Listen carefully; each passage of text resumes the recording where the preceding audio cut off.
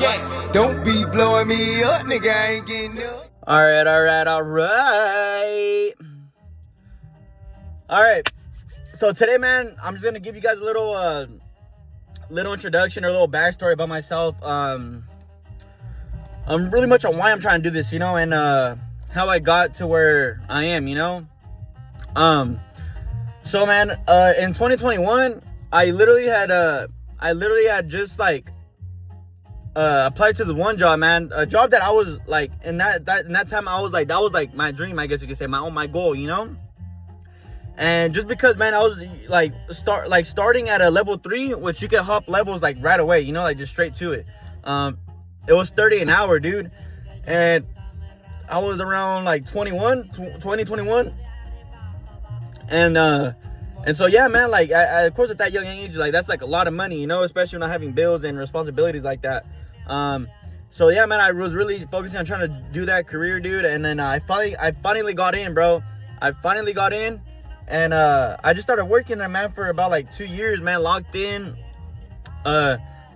making very good money, you know. And then as I got comfortable in there, I ended up getting 2021 Dodge Charger Scat Pack, right? And then whatever, I ended up pimping it out, all that, you know. I did a lot of shit, more shit than what I got done in this car. But then after time, man, I was literally just getting like I don't know, man, it's like something started clicking in my head, dude. Like I just started getting depressed, man. Like I didn't want to go to work, like not like laziness, dude, but it was more of like I was just depressed being there, bro. It felt like a rat trap, man. Like I just felt like it was just repetitive, and then especially, man, just like getting into and just like seeing my paycheck, bro, especially doing like capping out as like my overtime, you know, and just seeing my check, bro, and I was like, it was good, bro, but like I said, I didn't want that. Like I didn't want to see that check like for the rest of my life, bro. Like I didn't like that. And plus, dude, like something about me too, man, is like I hate when people tell me what to do, man. I hate that shit, bro. Like, you could be so nice, man, and if you tell me like, oh, hey, Randy, can you please go do this, like, please, bro, like I would get pissed, bro, because like I get it, you're higher than me, but at the same time, it's like, why can't you do it? You know what I'm saying? Like, why can't you do it? Like, are you just telling me because you don't want to do it and you want to tell me to do it? You know what I'm saying? Like, I don't like that, bro. Like, it's like, bro, if you could do it, you know? And if you can't tell me to do it, I'm gonna do it, you know? But at the end of the day, bro, like, I hate that shit, bro. So in every job, man, I always realized that, like, damn, I really just don't like no one tell me what to do, bro. Like, no matter how anyone approaches me, I just don't like that shit. Like, it bothers me, man. And so anyways, man, like I was trying to look for something, you know, like something to do, you know, and I started getting into a depressed state, bro. Like, and where I would deadass, bro, I would sit in my car, I would sit in my Dodge Charger, bro, Scat Pack, right? I would sit in that, dude, before I would clock in. I would just get there 30 minutes early, dude, and I would just sit in my car, man. I would just sit in my car like this, man, just thinking, bro, like literally, bro, like on my phone searching what's a job that I can do, you know, that I like. And bro, I would just sit in my car, man, and literally cry, bro, before I clocked in. Literally cry, bro. Like bro, I don't wish that upon anyone, bro. Like it's a that shit sucks, bro. When you're in that position, man, it sucks, bro. And especially having bills, bro, and knowing you can't quit, bro. Like just knowing you can't quit, bro, it sucks, dude. But yeah, man, I would deadass cry before work, bro. Every time I would work, man, I would look forward to my breaks just to freaking go in the locker rooms, lay down, and just look up jobs, man. Jobs of what, like careers, good careers, like, you know, just something that I was interested in, right? So I was doing that, man, every time until I was able to leave, right? And then there was this one time, dude, where I just broke, bro. Like I literally just broke, man. I had to talk with my dad and my mom, and like my parents are very Mexican, bro. They're from we're from Michoacan, right? Purandiro. So that's where we're from, man.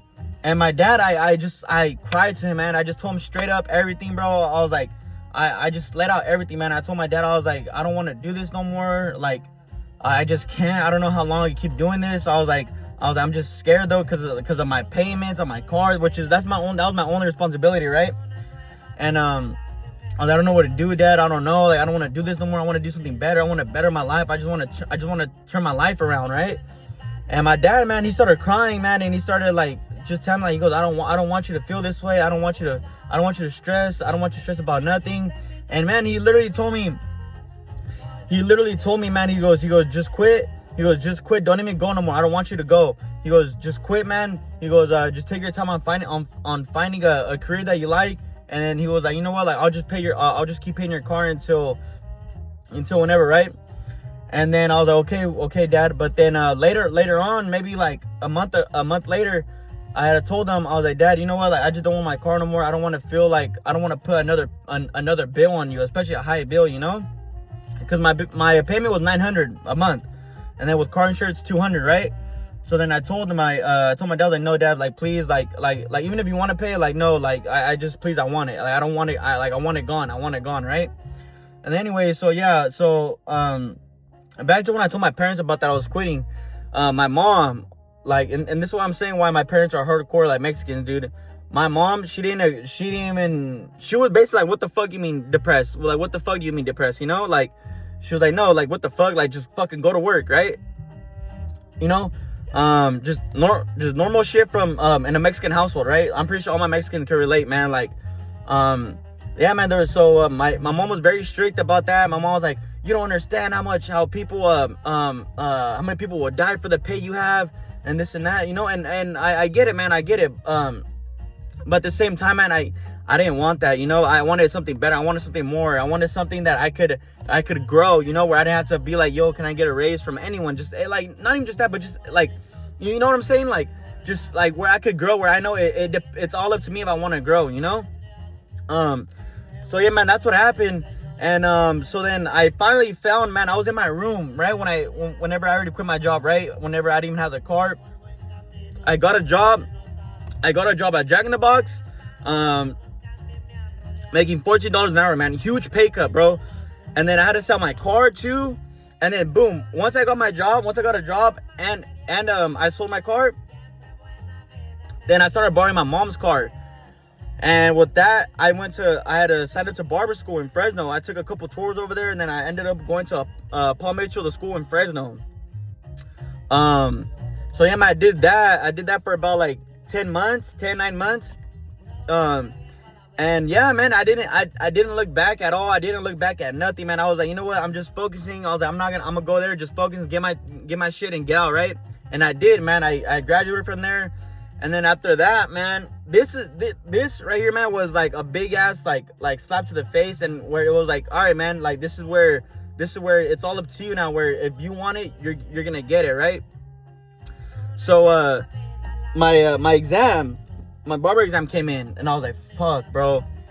So I went to go take it. I failed, man, and I cannot tell you guys how much I cried, bro. Cause like I said, man, I had to quit my job, my good paying job. Sold my car, you know, like I did all that, man, just to fail my test, you know what I'm saying? So it was like a big slap in my face towards myself, bro. I'm like, damn, bro, like I need to lock in, you know? So then I ended up locking in, man. Like I said, man, I kept practicing, but then again, boom, I failed it a second time, and then the third time I failed it again, bro, and then the fourth time I failed it again. And like I said, man, like I'm bad at tests, bro. I'm bad at tests. Like I just can't. Like I can study as much as I want, bro. Like someone could lock me in, bro, and just be like, study, and I can study, right? But once that moment that test comes out, it's like, what the fuck? Like I don't know, you know? So then I ended up taking it again, and then the fifth time, man, I ended up passing it, bro.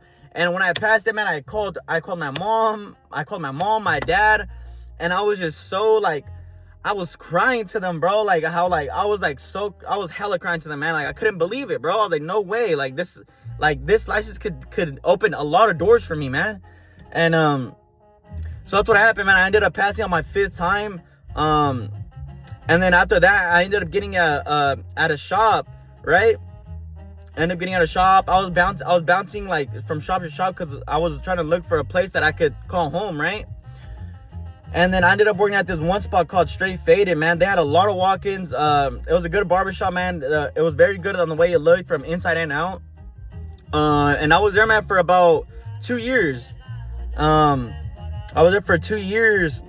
And then now, man, like, I literally left that to open up my own suite. I did that, man, to open up my own suite in Visalia, California at Solo Salons, right? My own suite. So I did that, man, and then now I'm waiting on. Now I'm getting packages to set up my studio, right?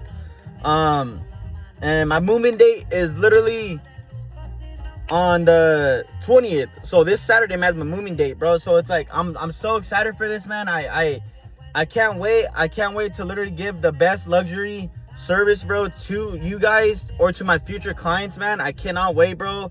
Like I said, man, I'm only here to grow. I'm not here to be comfortable. I'm not here to take anything like very easy, you know. Like I want to pursue everything, bro. I want to keep growing. I don't want to just be comfortable.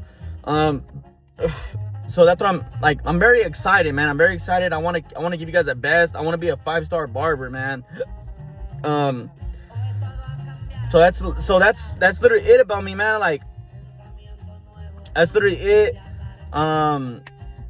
What else, man? What else? I think that's about it, guys. That's about it.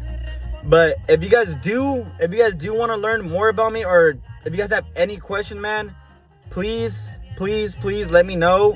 Don't hesitate. I'm very open, man. I don't care if it's the internet or not. Like, I'm gonna be myself, man, and whether I get backlash, judged, or whatever, I don't care, man. Like I said, I know who I am, and I held myself like at a very how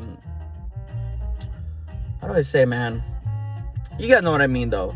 But yeah, man. So if you guys want to know more about me, just let me know, man, in the comments or whatever, man. And I'll be happy to answer them, man. Peace.